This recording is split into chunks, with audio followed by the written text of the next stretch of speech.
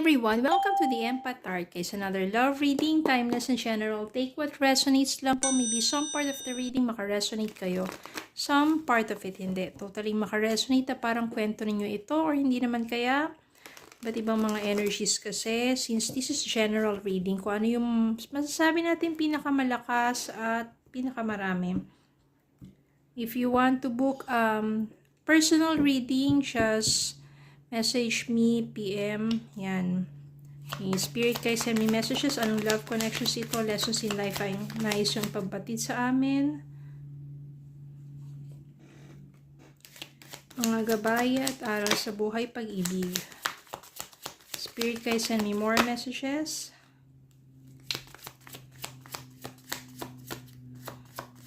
Anong love connections ito? Lessons in life and guidance. Tingnan muna natin itong mga to.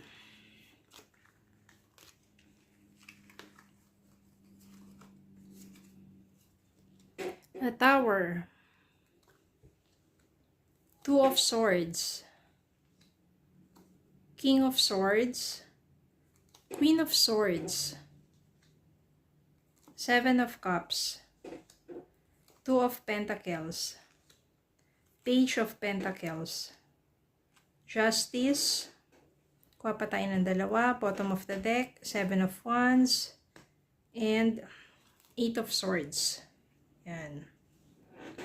Meron ditong the Tower. And Eight of Swords. The Tower kasi means distraction. Maaari sa relasyon ninyo ng person mo, maraming nangyaring hindi magaganda, pag-aaway, kaguluhan, kaya totally distraction na. Yan, nawasak na. At maaring hindi na mabuo pa. Mahirap kasi lalo na, di ba? Pag araw-araw na lang ng inyong pagsasama, wala nang nangyayari, kundi kaguluhan na lang. Then, pareho kayo ng person mo eh. I can sense dito na parehong pareho yung ego, pataasan. Pareho kayo dito, swords eh. Queen and King of Swords. Mataas ang inyong mga pride. Parang kailangan dito, no, yung ego nila na ako yung mas tama, ako yung Kaya, ganun na nangyari. Totally, wala na rin. Kinat off mo na rin kasi yung person mo rin naman nagpakatotoo na hindi na kaya. Pareho kasi pataasan kayo ng ego. Ng pride. Kaya siguro, ganun na lang nangyari, no? Pero darating dito sa point na kahit na nagkahiwalay kayo, meron ditong time na yung justice. Ibig sabihin yan, darating yung times na kahiwalay kayo, pero pareho ninyo may isip na, oo nga, bakit pa kailangan magpataasan ng ego, ng pride? O bakit kailangan palaging ako ang tama?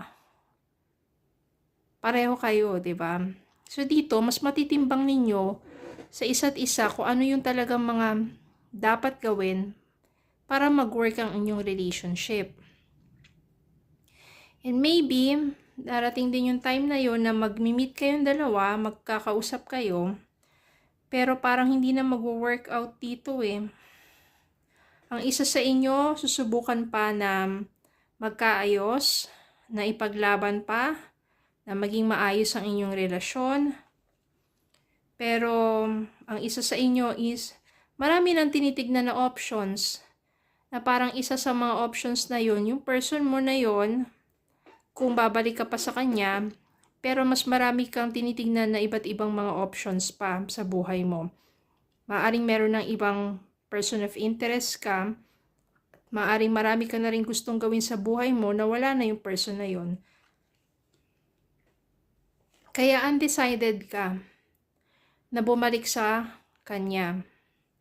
Kasi parang mas pinipili mo na isa sa mga option mo is yung busy ka na lang pagdating sa money matters. Mas gusto mo magpaka-busy ka, grab more opportunities na dumarating sa'yo pagdating sa money, financial. Ito yung pinapag-focusan mo, Page of Pentacles, Pentacles. Parang para sa'yo na natapos yung relasyon mo do sa person na yon, mas inisip mo na lang yung pagpapakayaman, paghahanap buhay at pagpapayaman ng gusto. Kaya parang para sa'yo, wala na. Kinut off mo na talaga yung connection mo do sa person na yon. Kahit minsan gusto pa rin niya ipaglaban na maging kayo, pero ikaw, nahihirapan ka na bumalik sa kanya. Sobrang nagdadalawang isip ka na. Kasi, 8 of Swords, nakastuck pa rin sa isipan mo yung mga nangyari sa inyong pag-aaway, yung mga sumbatan. Mas maano kasi yun yung mga salitang nabitawan ninyo sa isa't isa na mapanakit, yun na talagang hindi na may babalik. At yun na nagpapahirap sa inyo kahit na magkalayo na kayo. Yung mga masasakit ang mga salitang yun na tumanim na sa puso't isipan ninyo. Kaya para sa'yo, mahirap nang maibalik pa. Ngayon, ano naman yung para sa love? Future na love.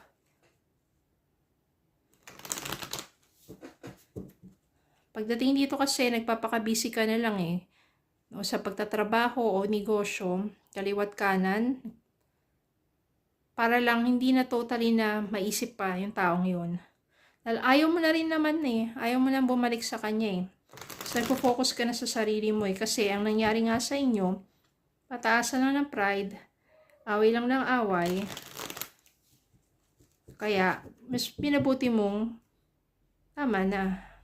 Dahil tungkol naman sa inyo, ito yung nais mo, 6 of Pentacles, ang gusto mo isang relasyon na give and take.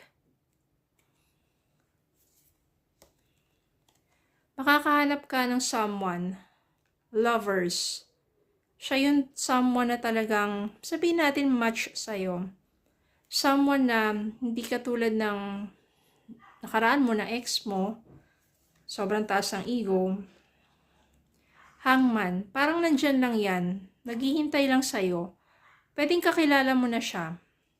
Naghihintay lang yan ng tamang pagkakataon na mag-approach sa'yo. Pero parang kilala mo na siya.